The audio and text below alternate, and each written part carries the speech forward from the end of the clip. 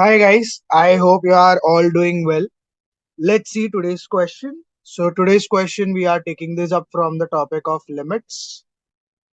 And if I talk about the question which is given to us here, the question tells us that x in the square bracket, it denotes that it is the greatest integer which is less than or equal to x. So basically this denotes that it is a greatest integer which is less than or equal to x, and we have been asked to find the value of limit x tends to 0, and the expression given to us here is tan of pi sine square x plus in the second bracket it is given to us as mod of x minus sine of x into this square bracket x which is given to us, the whole square, that is divided by x square. And we have been asked what will be the answer for this. So first option says it is equal to pi plus 1. Second option says that it is equal to 0. Third option says that the limit does not even exist. And the fourth option tells us that the value of the limit is equal to pi.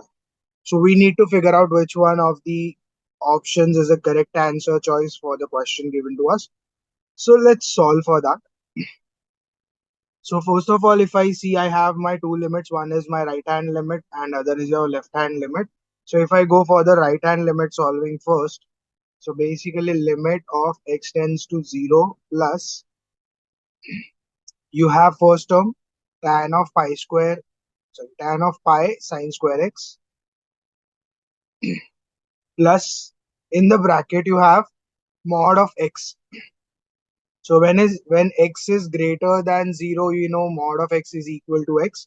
So we know that idea already. When x is positive, mod of x is equal to x. And when x is negative, mod of x becomes equal to minus x. So I'm using that idea, keeping this as x minus, you are getting minus sine of x, and in this you have an integer function which is less than or equal to x. So if I have x tends to 0 plus, means it is greater than 0 somewhere, and when it is just greater than 0 somewhere, and let's say here you have 1, so the greatest integer which is less than or equal to this value of x, that basically becomes 0. So I get from this that the greatest integer function's value here becomes equal to 0. So if I put that equals to 0 here, sine of x into 0, so basically it is sine 0, which is 0. So you get that as 0, and that is whole square divided by x square. So you have this entire thing now. Now we just need to solve for this limit. So if I solve this limit, I have limit x tends to 0 plus tan of pi sine square x. Now I know tan theta upon theta when I have in the limit that is equal to 1. So to arrange this theta here, I'm dividing and multiplying by pi sine square x.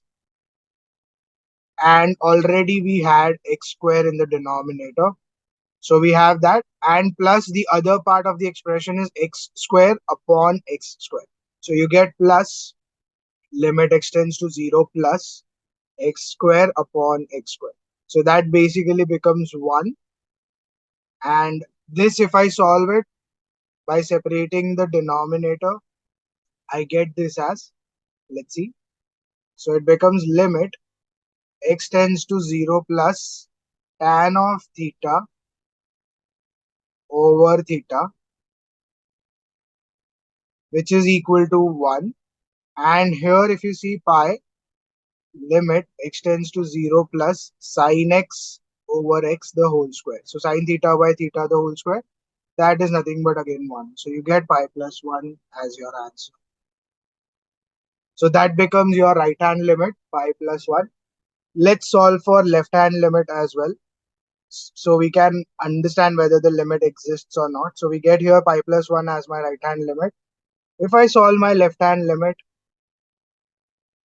that is limit of x tends to 0 minus. So instead of 0 plus here, in the right hand limit, we have 0 minus, means it is on the negative side, just less than 0. So this is your value of x and this is minus 1. So now if I talk about the greatest integer function, that will become minus 1 in this case. Because you have to find the greatest integer which is less than or equal to the value of x, and that in this case is minus 1. So your expression becomes now tan of pi sine square x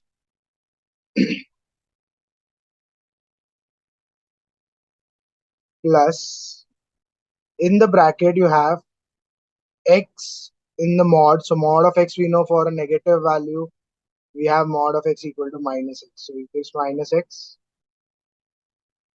minus sine of x into minus x. So that is sine of minus x square. So that basically becomes minus sine x square. So minus of minus means plus sine of x square.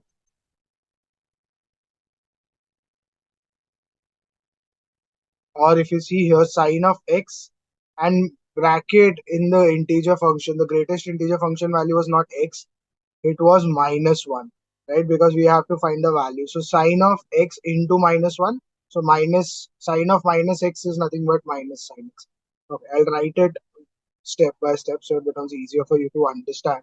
So it is minus sine of x, and the greatest integer function's value is minus 1, the whole square over x square. So your limit becomes x tends to 0 minus, the first part is tan of pi sine square x. That if I take it with x square and separate the denominators, here you have limit x tends to 0 minus. So you have here minus x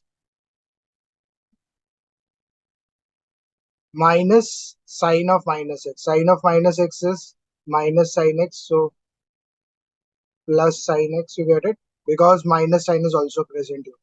So minus of minus becomes plus, and you have again the whole square, and in the denominator you have x. So you get this entire idea. Now if I solve the first part, it is same as the previous. So right hand limit you solve, same thing you do it here as well. So you take pi sine square x in the denominator as well as in the numerator. So you take that and you apply that here as well.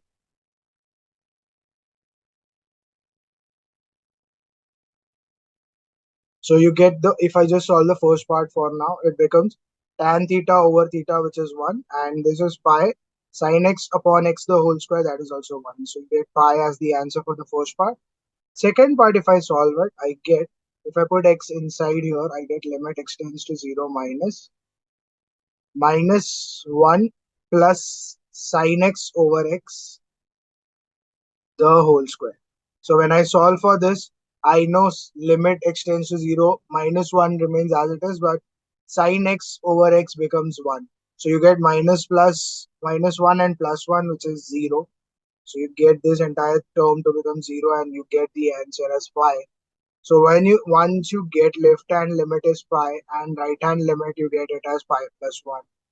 So what you get here is even your left and right hand limits are not equal to each other. So you would not get any value for the limit for the question asked to us. So in that case, your answer for the question becomes that the limit does not exist for such a question. Because when you found out the right hand limit, it was pi plus 1. When you found out the left hand limit, it was pi, and both of them are not equal to each other. So that gives you the answer, that the answer for the question becomes C, that the limit does not even exist for such questions. I hope you have understood how to solve this type of questions. I'll see you again tomorrow with some other question from some other topic. And we are going to continue our series of questions on 11th, 12th as well as JEE mains. So stay tuned for more videos to roll out. Also, do like, share, and subscribe to my channel. Do share these videos with your friends who are involved in the preparation of questions on JEE, so they can also take the benefit from these questions which we are solving on everyday basis. Thank you.